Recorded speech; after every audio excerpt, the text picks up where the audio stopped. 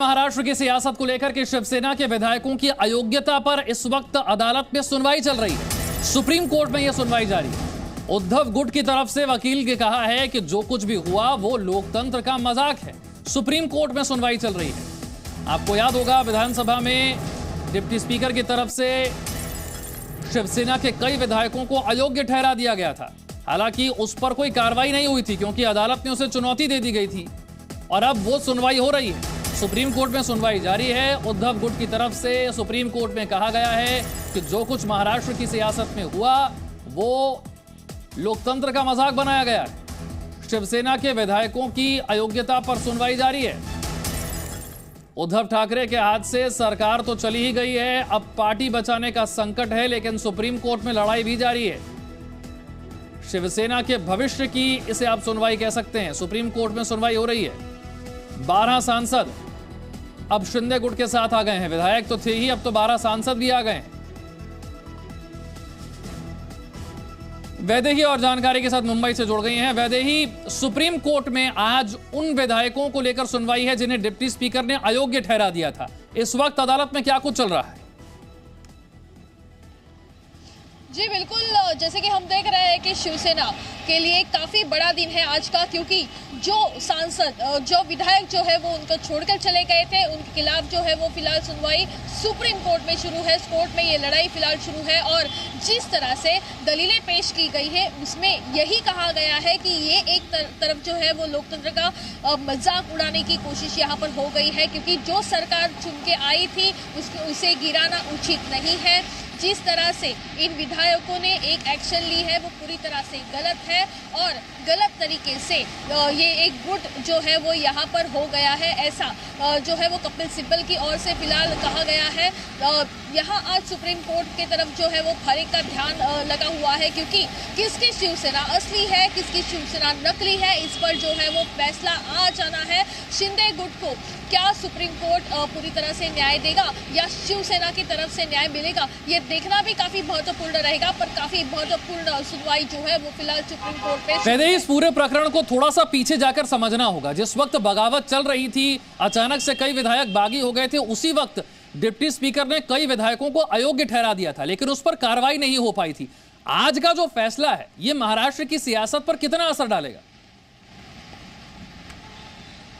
जी बिल्कुल, आज से 1 महीने पहले की ये बात है। 20 तारीख है, 20 तारीख जो लास्ट मतलब 20 जून को जो है वो जब भी विधान परिषद का चुनाव था और उसी वक्त 20 तारीख को ये विधायक जो है वो वोटिंग के बाद मुंबई से महाराष्ट्र से चले गए थे सूरत की ओर और तभी शिंदे गुट के ओर से काफी सारे विधायक शिवसेना के जो है वो जुड़ने की प्रक्रिया उसी दिन से शुरू हो गई थी। लेकिन इसके बाद एक शिवसेना की ओर से जो है वो स्पीकर को लेटर भी लिखा गया था, क्योंकि 16 विधायकों को अयोग्य ठहराने की कोशिश जो है, निलंबन करने की कोशिश के बारे में जो है वो लेटर लिखा था, लेकिन स्पीकर ने उस मामले में कोई भी निर्णय अपना नहीं दिया था और सुप्रीम कोर्ट में ये मामला फिलहाल गया हुआ नजर आ रहा है। लेकिन अभी जैसे कि हमने देखा है, अब 1 महीना हो गया है। आज भी 20 तारीख है और लेकिन 20 तारीख के इस 1 महीने में काफी कुछ चीजें जो है वो बदल गई है। 1 महीने पहले जो पार्टी, जो संगठन काफी पुराना था, काफी महत्वपूर्ण था, जिसके काफी सारे विधायक थे, सांसद थे, आज वो एकनाथ शिंदे गुट से जुड़ गए हैं। ये वही एकनाथ शिंदे है जो पिछले 35 सालों से शिवसेना संगठन में एक बड़े नेता के तौर पर उभर आए थे, लेकिन आज उन पर विश्वास रख के शिवसेना के काफी सारे सांसद और विधायक उनसे जुड़ चुके हैं। 1 महीने में इतना सब कुछ जो है वो फिलहाल होते हुए नजर आया है और यही मामला जो है वो फिलहाल अभी सुप्रीम कोर्ट में है। सुप्रीम कोर्ट में आज तय होगा कि शिवसेना में गठनेता असली कौन है, गठनेता तो सुप्रीम कोर्ट में क्या कुछ होता है उस पर वैदेही नजर बनाकर रखेंगे। आगे भी आपसे अपडेट लेंगे। आगे बढ़ रहे हैं हम। स्मृति ईरानी ने राहुल गांधी पर एक बार फिर निशाना साधा है और कहा है कि संसद में गतिरोध पैदा करने वालों के सरगना है राहुल गांधी।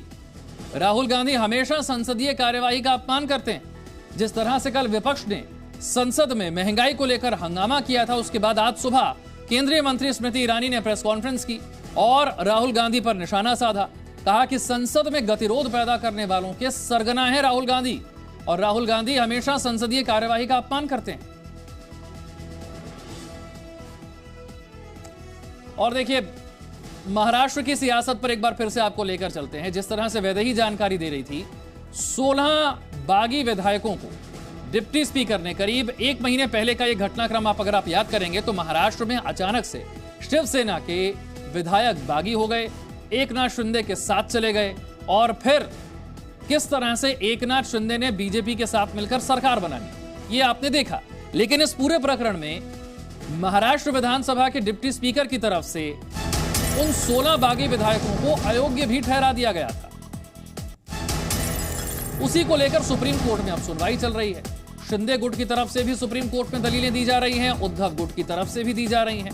शिंदे गुट कह रहा है कि अयोग्यता का मामला ही नहीं बनता है, पार्टी छोड़ने पर ही अयोग्यता का मामला बनता है, दूसरी पार्टी से मिलने पर अयोग्यता का मामला बनता है। लेकिन इन्होंने पार्टी तो छोड़ी नहीं है। जिन विधायकों ने बगावत की उन्होंने पार्टी छोड़ी नहीं है और 2/3 विधायक जो हैं वो तो पहले ही एकनाथ शिंदे के साथ हैं। वैदेही एक बार फिर से हमारे साथ जुड़ गई हैं। वैदेही, शिंदे गुट की तरफ से जो बात रखी जा रही है कि अयोग्यता का तो मामला ही नहीं बनता, जरा समझाइए इसे। जी बिल्कुल, शिंदे गुट की ओर से जो है वो फिलहाल यही कहा जा रहा है। हरीश साल्वे इन्होंने जो बात कही है कि शिंदे गुट के पास फिलहाल 2/3 एमएलएज है और ये पार्टी में जो है वो अभी भी कायम है क्योंकि उन्होंने पार्टी ही नहीं छोड़ी है। अगर 2/3 से ज़्यादा यहाँ पर एमएलए शिंदे गुट के पास है तो पार्टी छोड़ने का मामला ही नहीं आता क्योंकि वही शिवसेना है और वही संगठन को आगे लेके जा रहे हैं। यही बात जो है वो बार बार 1 महीने से भी कही जा रही है और कोर्ट में भी आज वही बात फिर से एक बार जो है वो दोहरा चुकी है। और जैसे कि हमने देखा है कि दूसरे पार्टी में मर्ज अगर होने के बारे में जो है वो कपिल सिब्बल इन्होंने भी बात रखी थी कि ये शिंदे गुट है और शिंदे गुट ने जो है वो किसी और पार्टी में शामिल होना चाहिए या मर्ज होना चाहिए, ये बात उन्होंने रखी थी। लेकिन उसके बाद यहाँ पर साल्वे इन्होंने ये भी कहा है कि पार्टी में दूसरे जाने की जरूरत नहीं है क्योंकि 2/3 से जो है वो एमएलए यहाँ पर है और पार्टी उन्होंने अच्छा वैदेही, ये भी समझना होगा कि फिर महाराष्ट्र विधानसभा के जो डिप्टी स्पीकर हैं उन्होंने किस आधार पर इन 16 विधायकों को अयोग्य ठहराया था, उनके पास क्या आधार था? जी बिल्कुल, जब भी शिवसेना का संगठन के बारे में जो है वो संगठन के बारे में जिस तरह से जो है वो स्पीकर के बाद मुद्दे रखे गए थे और उनको कहा गया था कि जिस तरह से ये विधायक बाकी हो चुके हैं उसमें से 16 जो विधायकों के नाम की यादी जो है वो पूरे स्पीकर को दी थी और इन्होंने बगावत की है, ऐसा आरोप जो है वो भी अजय चौधरी के ओर से कहा गया था और उन्हीं यादी की वजह से जो है वो स्पीकर को वो मामला जो है वो फिलहाल देखना पड़ा और 16 विधायकों के बारे में जो है वो उन्हें एक एक्शन लेनी पड़ी थी। उन्होंने यही कहा था कि ये विधायक जो है उन्होंने पार्टी के खिलाफ काम किया है, व्हिप जो है वो माना नहीं है, जो भी उसके प्रतोद ने दिया था वो व्हिप का वो गलत इस्तेमाल किया है, गलत वोटिंग की है। ऐसे सारे मामले जब स्पीकर के सामने रखे तभी जो है उन 16 विधायकों के बारे में गंभीरता से विचार करने के बारे में जो है वो मांग रखी थी और उसके बाद जो है वो स्पीकर ने ये एक्शन ली थी। और जैसे कि हमने देखा है कि संगठन जो है वो शिवसेना का हमारा असली है, ऐसा पूरा मामला जो है वो शिवसेना की ओर से, उद्धव ठाकरे की शिवसेना की ओर से रखा गया था और वही सारी बातें जो है वो कही थी संगठन के विरुद्ध जाकर व्हिप न मानना और संगठन के विरुद्ध काम करना, यही सारी बातें जो है वो स्पीकर के सामने जब ही क्लियर तौर पर रखी उसके बाद स्पीकर ने जो है वो इन 16 विधायकों के बारे में एक्शन लिया। यहाँ पर जो सबसे बड़ी आपत्ति थी उद्धव ठाकरे को वो यही थी कि जब अयोग्यता के मामले पर अभी सुनवाई ही नहीं हुई है तो फ्लोर टेस्ट का आदेश क्यों दे दिया गया, यही बात अदालत में भी उठाई जा रही है।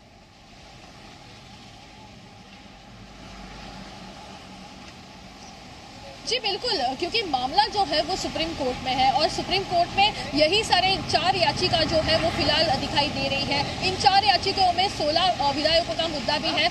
अगर स्पीकर ने उनको जो है वो अगर उन पर एक्शन लेने का अगर बात रखी है तो बिल्कुल दूसरी ओर से ये भी कहा जा रहा है कि फिर इन 16 विधायकों में अगर एकनाथ शिंदे का नाम है तो एकनाथ शिंदे मुख्यमंत्री के तौर पर कैसे शपथ ले सकते हैं, ऐसा भी मुद्दा उपस्थित किया गया था। तो इसी मुद्दे को कायम रखे अगर व्हिप किसका माना जाए, ये भी याचिका जो है वो फिलहाल सुप्रीम कोर्ट में है। अगर ये याचिका सुप्रीम कोर्ट में वैदेही, आज का जो फैसला है, अगर ये फैसला आज हो जाता है तो ये फैसला इतना बड़ा है कि इसी वजह से अब तक एकनाथ शिंदे मुख्यमंत्री तो बन गए, देवेंद्र फडणवीस उप मुख्यमंत्री तो बन गए, लेकिन मंत्रिमंडल का विस्तार नहीं हो पाया, विभागों का बंटवारा नहीं हो पाया, क्योंकि इसी फैसले का इंतजार हो रहा है। यह फैसला इतना अहम है। जी बिल्कुल, काफी अहम फैसला है। इसी वजह से जैसे कि हमने देखा है कि शपथ विधि जब हुई थी उसके बाद 2 कैबिनेट हो चुकी थी और 2 कैबिनेट में काफी महत्वपूर्ण निर्णय जो है वो महाराष्ट्र के बारे में लिए गए थे।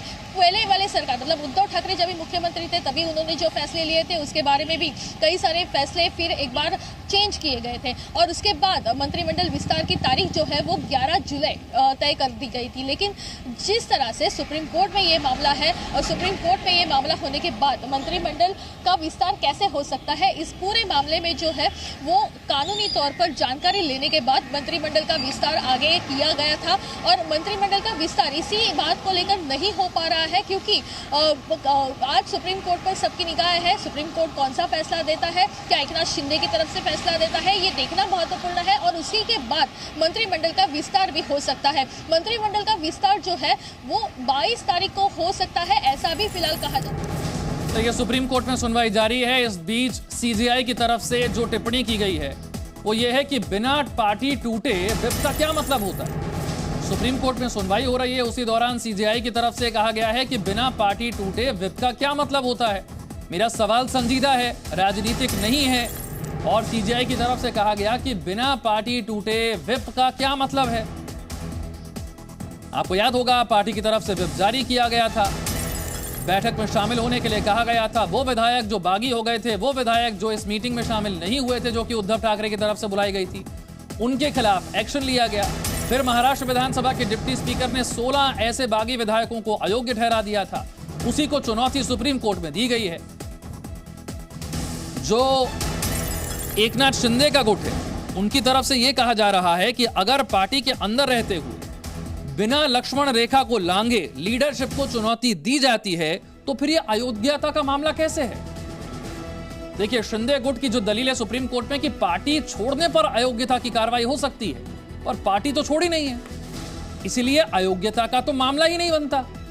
जिन विधायकों की यहां पर बात हो रही है उन्होंने पार्टी तो छोड़ी नहीं है।